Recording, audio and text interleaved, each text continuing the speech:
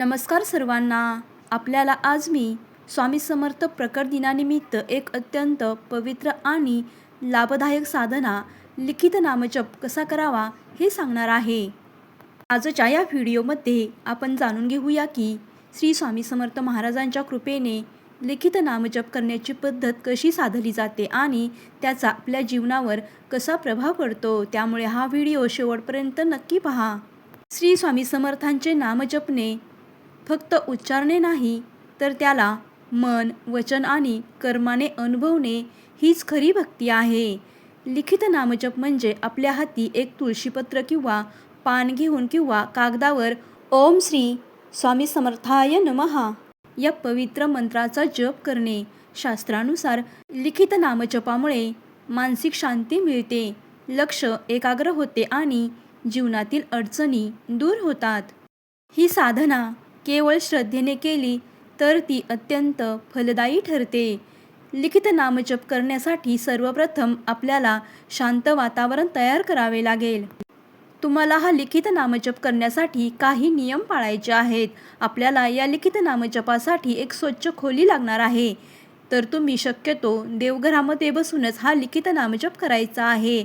देवासमोर दिवा लावून त्याचप्रमाणे धूप अगरबत्ती लावून आपल्याला हा लिखित नामजप करायचा आहे. हा लिखित नामजप सुरू करण्याआधी आपल्याला हातपाय तोंड स्वच्छ धुवून मन शांत करून देवाजवळ बसायचं आहे. यासाठी कागद किंवा एक पुस्तक आणि पेन आपल्याला लागणार आहे. देवघरामध्ये स्वामींच्या फोटोसमोर बसून दिवा अगरबत्ती लावून आपल्याला या लिखित नामजपाला सुरुवात करायची आहे. मनापासून विचार करा आणि मी हे जप स्वामी समर्थांच्या कृपेने करत आहे आणि त्यांचा आशीर्वाद माझ्यावर राहो ही आपल्याला मनामध्ये भावना ठेवायची आहे. हा लिखित नामजप करत असताना आपल्याला हळूवार, नीट व नियमितपणे हा लेखन करायचा आहे.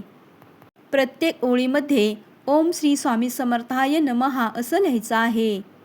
तुम्ही हा लिखित नामजप कमीत कमी 100 ते जास्तीत जास्त 500 वेळा लिहू शकता.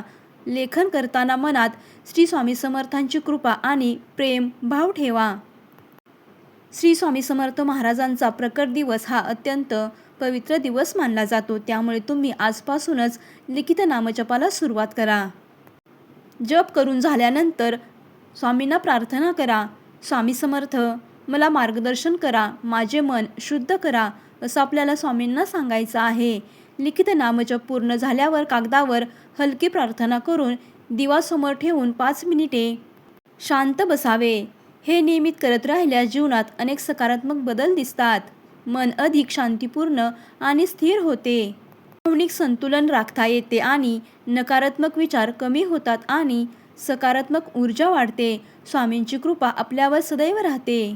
त्यामुळे आजपासूनच श्री स्वामी समर्थ प्रकट दिनानिमित्त लिखित नामजप करायला सुरुवात करा.